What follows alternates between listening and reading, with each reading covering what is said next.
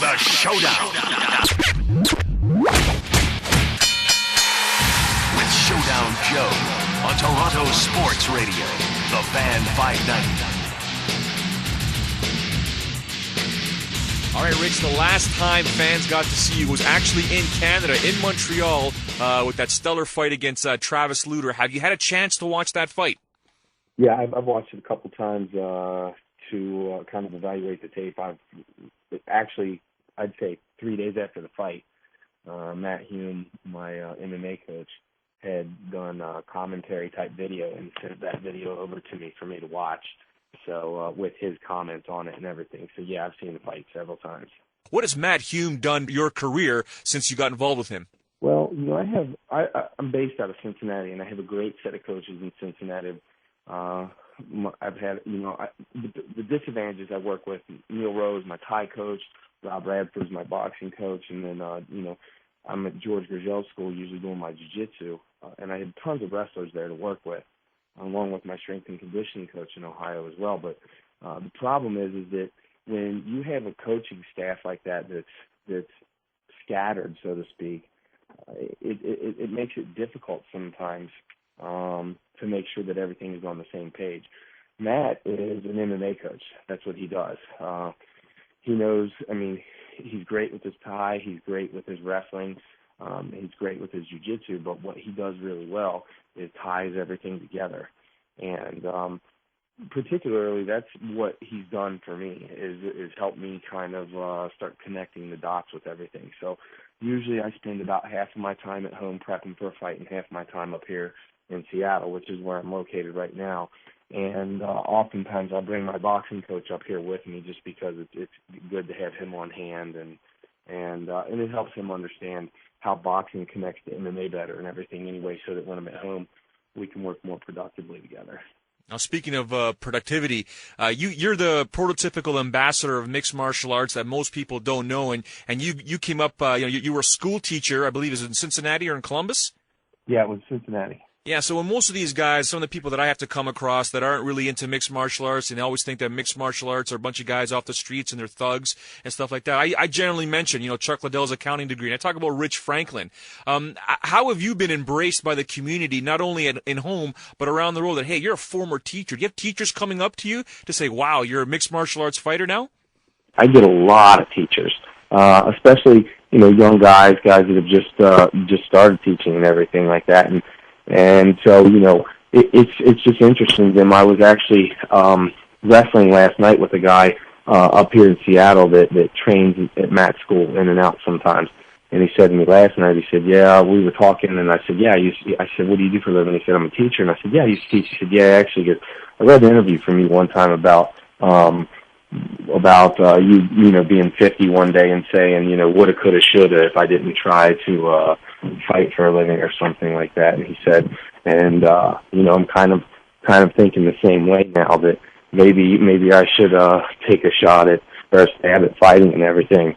And I said, the last thing you want is regrets when you're older, because you can never turn back the clock. So it's just, it's nice seeing the kind of, impact I have with people like that. Well, that's great to hear. My little claim to fame with Rich Franklin is in the year 2002, you only fought twice, but you fought under my umbrella when I was with the UCC back then, once in Quebec and once in Hawaii.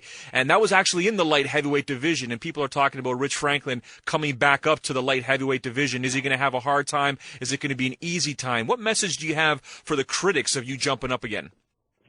I don't know. Be critical until I prove myself, I guess. So critics, that's what they do. They're always that way. And win or lose, there'll still be critics out there. But I fought at 205 before, and being at 185 for this many years is going to make it difficult to move back up to 205. I'm not going to be a big 205-pound fighter, and I realize this at this point. So if I'm going to make my stay at 205 pounds, I'm going to have to work at putting on weight, every day. I'm going to have to be putting effort into this.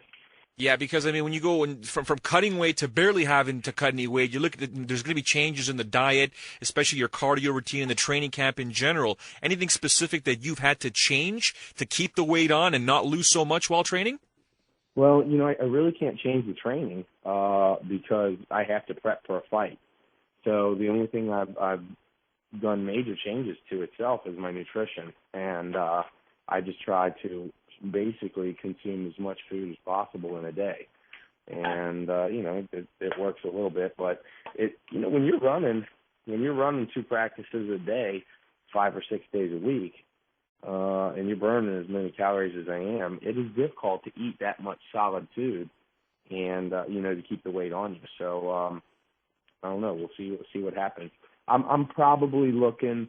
I managed to get my weight up between 210 and 215. I was around maybe 213 or something like that. I would imagine come weigh-in day, I'll probably only have to cut maybe 4 or 5 pounds at the most. You're listening to the Showdown. I am your host, Showdown Joe. On the line with me right now is a legendary mixed martial arts ambassador, former UFC middleweight champion Rich Franklin, going up a division to light heavyweight division, taking on Matt the Hammer Hammil. Now, Matt Hammil, Rich, really good wrestling acumen. He's got some power in his punches. What kind of threat does he pose to a very experienced fighter like yourself? Well, I mean, you said it right there best. He's a very effective wrestler, and I'm obviously not going to be trying to take him down during the fight. So, what we're concerned about is him just taking me down and being able to lay on top of me for a good portion of the fight. And if that's the case,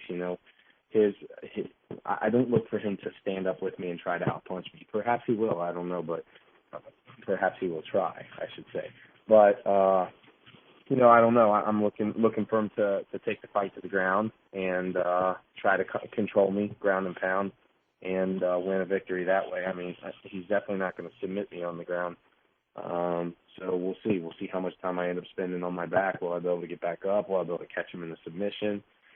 Those are the kind of things that I'm sure people are talking about right now.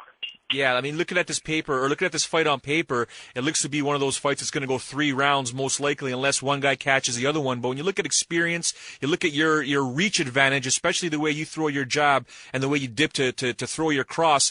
Hammil could potentially be in trouble because usually in that second to third round, he begins to drop his hand, and it's cardio. Other thing is, Rich Franklin is known to pressure fighters. Yeah, but so is Matt, and Matt is he's constantly moving forward in his takes and everything, and so it'll be interesting because if he's constantly moving forward and I'm throwing punches and he can force me into a clinch and kind of nullify my stand up, that could be a key to him not getting hit so much. So we'll see. I don't know. Maybe I'll be able to move around and keep him from getting a hold of me and all that kind of stuff, and create some frustration with my punches and with my jab and me being southpaw and all that kind of stuff. So you really don't know how things are going to unfold until the fight actually starts.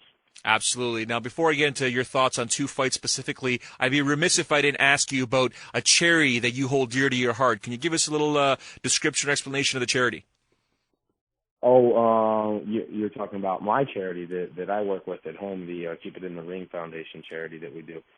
Yeah, that's something that we developed at American Fighter, and it's a charity that it's designed. Originally, our original design was to talk about kids and anti-bullying programs and how fighting doesn't solve problems and stuff like that. But we do so many things with the charity money at this point that you really just couldn't limit it to just that. We make donations. We just recently made a donation to a cancer camp that Tiffany Thiessen, the actor that I was working with on the movie part that I did recently here, was holding a cancer camp for children. I believe it was in Boise. And we donated a ton of shirts and sent them up to her camp so that all the kids in the camp had a shirt, because these kids were young children, I don't know, between the ages of like 8 and 20, I guess. I'm not even sure. That have already had an experience with cancer of some sort, and they're basically fighting for their lives at this point.